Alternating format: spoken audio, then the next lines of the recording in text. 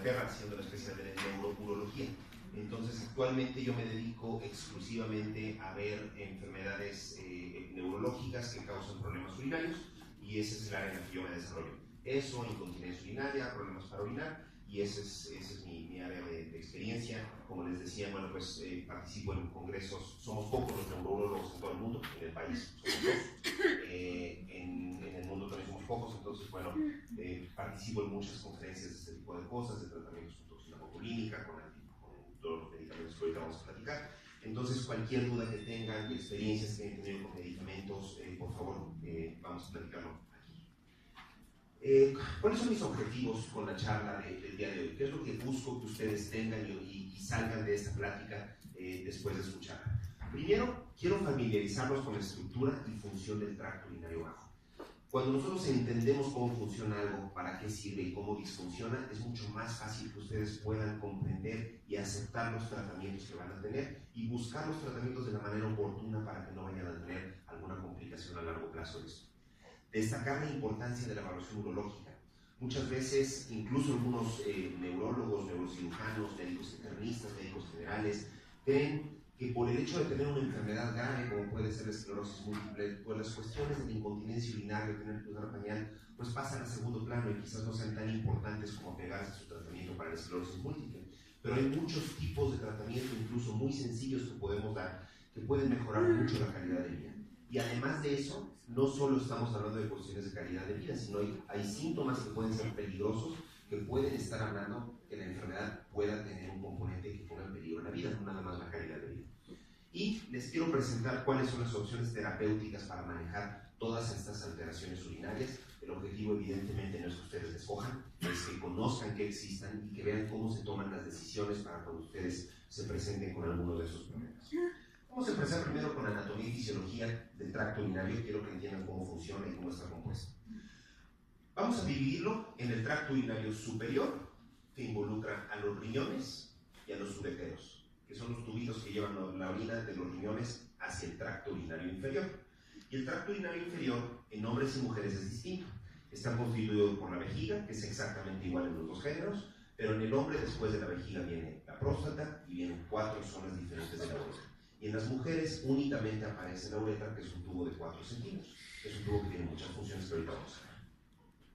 Hablando un poquito de los riñones, cómo están compuestos y cómo funcionan los riñones. Los riñones vamos a dividirlos en lo que es el parénquima del riñón, que por llamarlo así es la carnita del riñón, de donde se produce la orina, es en donde vienen las células que se encargan del funcionamiento del riñón, que son estas de acá. La unidad funcional, es decir, la parte que se encarga de la producción de orina, se llaman nefrones. Y las nefrones están compuestas por vasos sanguíneos que entran al riñón, pasan por una serie de red, que es como esto que están viendo acá. A través de ahí se filtran los componentes de la sangre que tienen que salir, se vierten hacia los túbulos colectores, que es lo que vemos aquí en color amarillo, y después salen por las venas, la sangre ya sin todo lo que se filtró por los riñones, y regresan a la circulación general. A través de todos estos túbulos colectores cada vez se van haciendo más grandes hasta que vierten en esta zona de acá que se llama papila renal, que esa desemboca a la tubería, es el tracto urinario como tal, es a partir de donde viene el transporte de orina. Aquí se forma, aquí baja la orina y se vierte hacia el tracto urinario. ¿Okay? De ahí baja por los ureteros y llega a la vejiga. Esta es la estructura que les digo. Este es el glomérulo, que es donde se forma toda la orina y viene por todos los túbulos colectores hasta que sale por el uretero. Ahora vamos a hablar de la vejiga. Como les decía, la vejiga es igual en hombres y mujeres. Es una víscera hueca, quiere decir que es un órgano que no tiene nada en su interior, que tiene 3 capas. La capa más profunda, la que está en contacto con la orina, se llama uroterio, que es, digamos, la piel de la vejiga. ¿Okay? El uroterio está dividido en suburoterio y lámina propia. Todo esto se los explico y quizás muchas de esas cosas, incluso algunos médicos generales no las manejan tanto, pero me interesa más que ustedes, como pacientes con esclerosis múltiple, entiendan cómo funciona su vejiga y para qué sirve cada cosa. En esta zona probablemente sea de la parte más importante, porque es en donde ustedes sienten que tanto se está llenando su vejiga, es en donde sienten dolor, es en donde aparecen las infecciones, es en donde empiezan a penetrar las bacterias en la vía urinaria y es lo que es la responsable de que empiecen a tener infecciones de vías urinarias. Después viene la capa muscular, y la capa muscular es una capa muy especial y muy distinta a todas las otras capas musculares de los órganos, porque aquí es una víscera en forma de esfera que se tiene que contraer de manera coordinada para poder expulsar toda la orina. Y la capa muscular se llama detrusor, el músculo de la vejiga se llama detrusor, ¿ok? Y después viene la adventicia, que es la parte más externa, es cuando nosotros abrimos a un paciente y le vemos la vejiga, es la parte que nosotros vemos, la parte adventicia de la vejiga. Aquí tenemos las diferencias en estructura. Vean cómo viene la vejiga, se forma lo que se llama el cuello de la vejiga, que es el primer mecanismo para que no se nos salga la orina. El cuello de la vejiga cambia la distribución de las fibras para que de esa manera contenga la orina y no se salga. Y después en las mujeres viene una parte de músculo voluntario, es decir, el músculo que ustedes pueden contraer, que es este de acá, que es el esfínter externo, ¿ok? Estos dos en conjunto hacen que no se nos salga la orina en las mujeres. Y en los hombres, después de la vejiga viene igual el cuello de la vejiga, después viene la próstata, después de la próstata viene este músculo que se llama esfínter, que es el músculo que se encarga que no se salga la orina en el hombre, y después viene la uretra en sus diferentes partes. La uretra vulvar, la uretra membranosa, la uretra peniana y la fosa navicular, que es de la parte final del pene. Además del tracto urinario, algo que está jugando mucho en la función de ustedes es el piso pélvico. No nada más son los órganos urinarios, sino el piso pélvico, que está formado por hueso, por ligamentos, por músculo, por todas estas estructuras que están sosteniendo al tracto urinario, es decir, que le están dando todo el soporte externo. Es muy importante cuando el piso pélvico se empieza a debilitar. Muchas mujeres con esclerosis múltiple o sin esclerosis múltiple empiezan a desarrollar incontinencia de esfuerzo. Quiere decir que tosen, se ríen, se agachan y se les salen unas gotitas de pipí, ¿ok? Y esto es más responsabilidad del piso pélvico, de los soportes que le está dando el cuerpo al tracto urinario. Aquí tenemos una foto más cercana de lo que es la próstata y el esfínter urinario externo. Ahora, ¿cómo funciona el tracto urinario bajo? Y quizás esta diapositiva pueda resumir aproximadamente 2 horas de clase de la escuela de medicina, que es de las cosas más difíciles que se ven en la carrera o en la residencia de urología, es cómo funciona el tracto urinario bajo. Pero vamos a simplificarlo mucho. El tracto urinario bajo hace 2 cosas: almacena orina y se vacía, ¿ok? Son las 2 cosas que tiene que hacer. Cuando estamos almacenando orina, todos nuestros mecanismos para vaciar la vejiga están apagados. Cuando estamos vaciando la vejiga, todos nuestros mecanismos para almacenarla están apagados. Quiere decir que esto es como un switch, ¿ok? Nosotros pasamos de la fase de almacenamiento y cuando queremos hacer pipí, lo volteamos a la fase de vaciamiento y se apaga lo demás. Estamos en fase de almacenamiento el 99.7% del tiempo del día. Es decir, prácticamente todo el tiempo estamos en fase de almacenamiento. Todos nosotros los que estamos en esta sala estamos en este momento en fase de almacenamiento. Aunque alguno de ustedes tenga incontinencia urinaria y en este momento usted tenga algunas gotas de salida, eso es un problema de almacenamiento. Estamos en fase de almacenamiento. ¿Por qué? Porque se supone que nuestro tracto urinario en este momento solamente debería de estar creciendo la vejiga y almacenando orina. Empieza la fase de vaciamiento en el momento en el que mi cerebro recibe la señal de la vejiga, que ya se está llenando, que ya tiene ganas de ir a hacer pipí.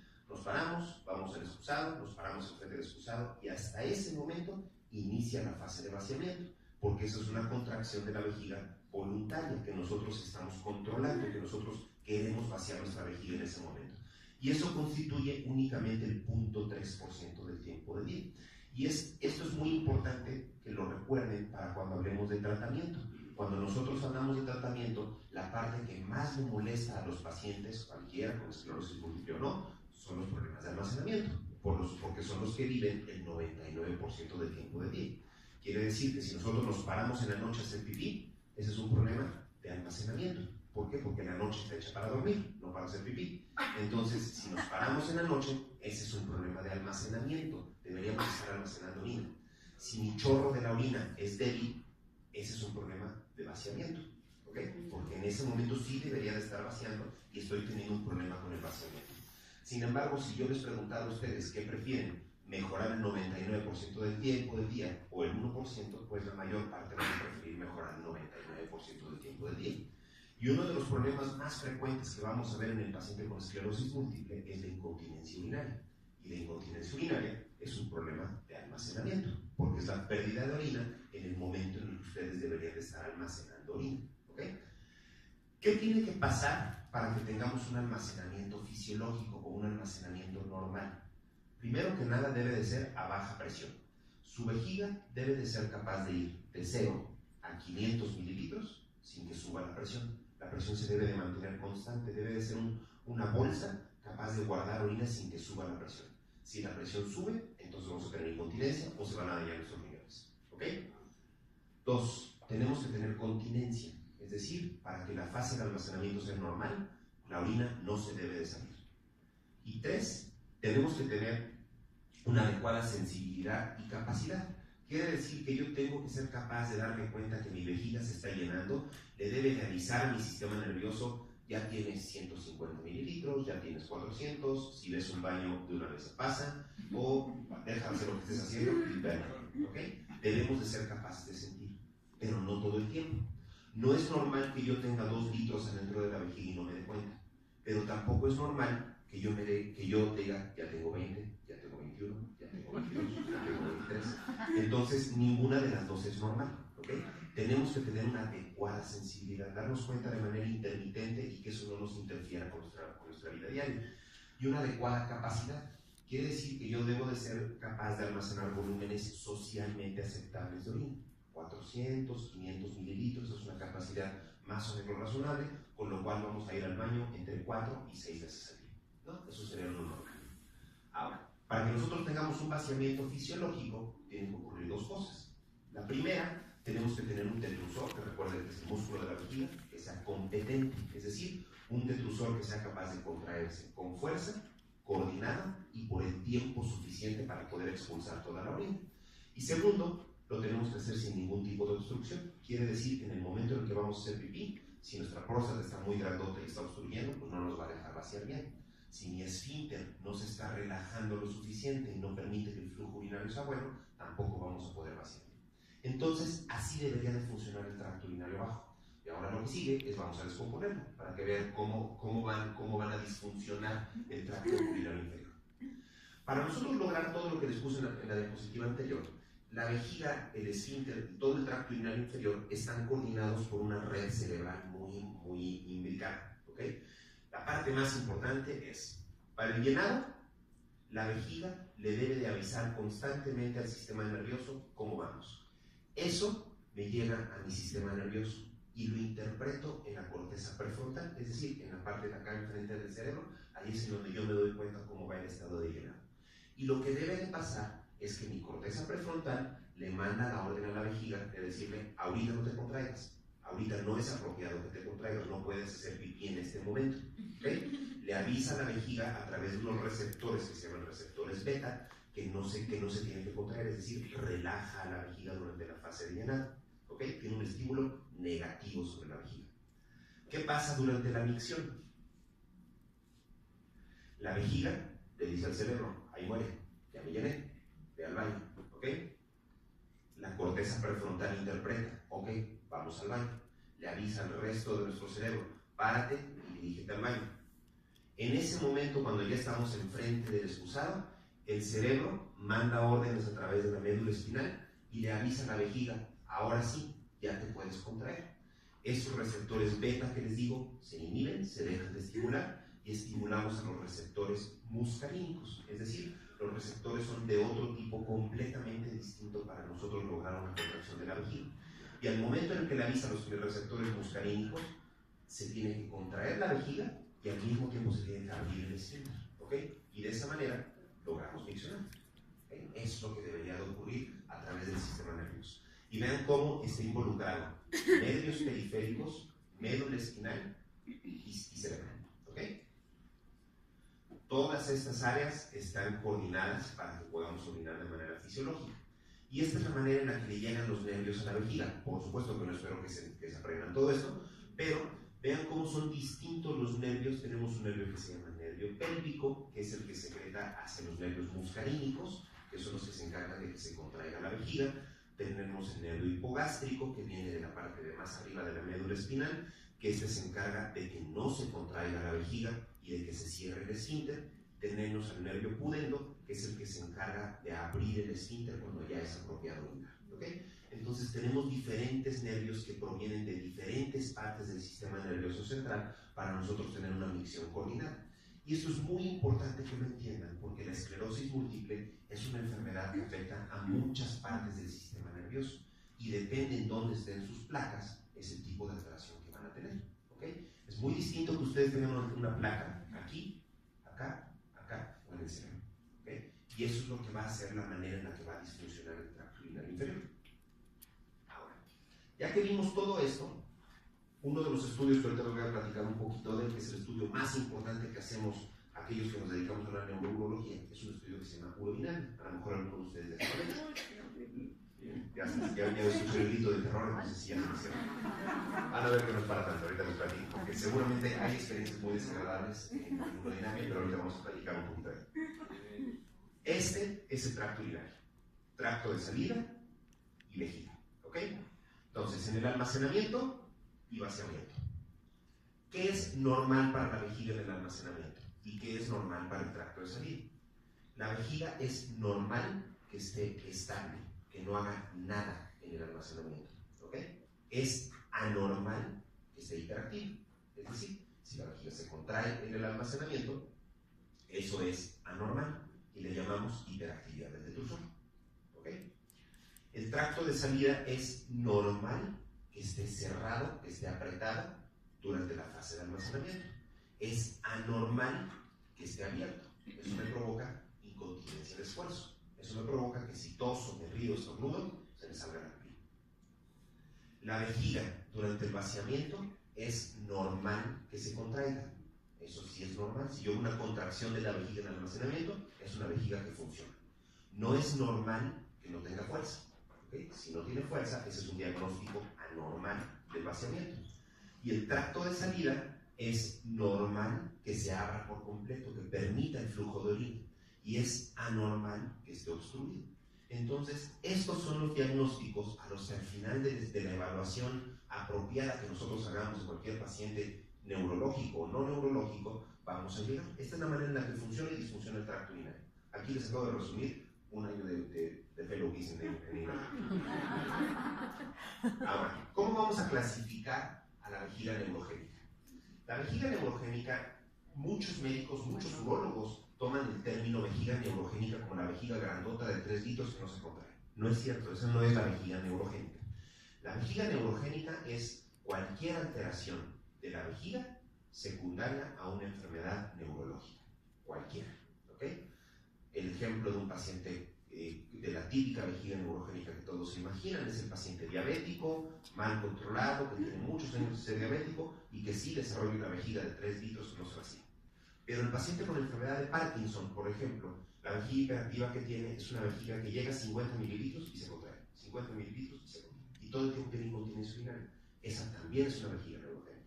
La vejiga neurogénica del paciente lesionado medular o de algunos pacientes con esclerosis múltiple es una vejiga en donde se contrae la vejiga, pero al mismo tiempo también se contrae el detrusor, algo que se llama disinergia vesico-esfinteriana. Entonces las presiones son muy altas dentro de la vejiga cuando tratan de hacer pipí y dañan a los riñones. Los pacientes neurológicos con lesión medular que no llevan un control urológico adecuado se mueren de insuficiencia renal, no se mueren de la lesión medular, se mueren de insuficiencia renal. ¿Okay? Entonces, por eso la importancia de llevar un buen control. Y las vamos a clasificar en estas 3. ¿Okay? Las vamos a clasificar dependiendo de la localización de la agresión del sistema nervioso central. Las lesiones suprapontinas, que son, digamos, de aquí para arriba. Las lesiones infrapontinas suprasacras, es decir, por arriba del sacro, y las lesiones infrasacras, ¿ok? Abajo del sacro. Vamos a ver cómo se comportan cada una de ellas. Las lesiones suprapontinas, los ejemplos más típicos de pacientes que desarrollan problemas de vejiga por lesiones suprapontinas, es el paciente que tuvo una embolia, el paciente que tiene ataxia cerebral, el paciente que tiene parálisis cerebral, muchas enfermedades más raras, el Alzheimer, la demencia. La esclerosis múltiple es una de ellas. Si tienen ustedes una placa a nivel del lóbulo frontal, a nivel del lóbulo temporal, a nivel del hipocampo, van a tener diferentes alteraciones que vamos a ver cómo se van a comportar. ¿Cómo se comportan este tipo de lesiones? Se presentan de manera crónica con problemas de almacenamiento. Es decir, el paciente... Perdón, tengo una pregunta, no sé si puedo hacer. Claro. Me han dicho, bueno, yo pensaba que si yo tenía alguna lesión en médula, se reflejaba en un problema urinario. Entonces, ahorita mencionaste áreas del cerebro. Entonces,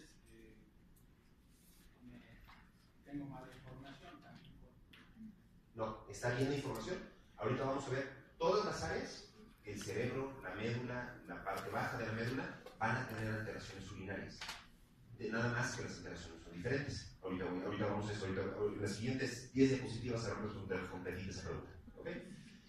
Habitualmente el paciente con una lesión suprapontina se presenta con problemas de almacenamiento, es decir, el paciente que tenga una placa en la parte de arriba va a vaciar bien su vejiga, no va a batallar para ir al baño. El problema es que todo el tiempo va a tener que ir, va a tener vejiga hiperactiva, va a tener incontinencia, va a tener alteraciones en la sensibilidad. Entonces ese paciente se va a presentar con urgencia. Urgencia es la sensación de que tienen que ir corriendo al baño y que si no van se les va a salir. Nocturia, que es levantarse en la noche a hacer pipí. Incremento de frecuencia, que es decir, que van más de 8 veces al día, eso es un incremento de frecuencia, e incontinencia. Así es como van a tener el paciente con lesiones suprapontinas. ¿Okay? Siguiente, el paciente con lesiones infrapontinas y suprasacras, que es el paciente con placas en la médula espinal, con una placa a nivel de T11, el paciente que tuvo una mielitis longitudinal, una mielitis transversa por esclerosis múltiple, es el paciente que tiene una lesión en la médula espinal. El típico ejemplo es el paciente con esclerosis múltiple, mielitis transversa, infartos medulares, tumores medulares, poliomielitis, y el ejemplo más común es el paciente con trauma medular. El paciente que tuvo un accidente y se seccionó la médula a nivel de T1, T2, T3, T4, donde sea. ¿Okay? Esto es muchos pacientes que lo van a presentar. Este es el grupo de pacientes más peligrosos. ¿Por qué? Porque estos pacientes pueden estar asintomáticos, pueden creer que es normal. Por ejemplo, muchos creen que el paciente lesionado medular, pues le ponen un pañal y ni modo, pues va a orinar cuando su vejiga se contraiga y así lo manejan. Y ese paciente en 5 años va a tener insuficiencia renal, porque está orinando con presiones muy elevadas, no está almacenando bien la orina y esas presiones elevadas se están transmitiendo hacia sus riñones. Me voy a detener un poquito en porque esta es la parte más importante. El ejemplo que siempre le pongo a los pacientes lesionados medulares cuando tienen un problema de este tipo es, imagínense que ustedes llegan a una estación de trenes y el vagón de tren tiene una capacidad para 40 personas. 40 es un número que escogí ese número no al azar, sino porque cuando la presión dentro de nuestra vejiga es mayor a 40 centímetros de agua, los riñones empiezan a sufrir. Vamos a ver por qué. Si a ese vagón yo le meto 20 personas, se va y la estación se queda vacía, ¿no? Llega el siguiente, le vuelvo a meter personas, si son menos de 40, se sigue un poco. Si el vagón me llega a la estación con 40 personas, a lo mejor yo trato de meter y alcanzo a meter 1 o 2 más, pero poco a poco el andén se va llenando, porque los vagones vienen llegando llenos. ¿Ok? Y va a llegar un momento en el que los andenes se van a llenar y la gente se va a empezar a desbordar de la estación. Eso es lo que sucede con los riñones. Si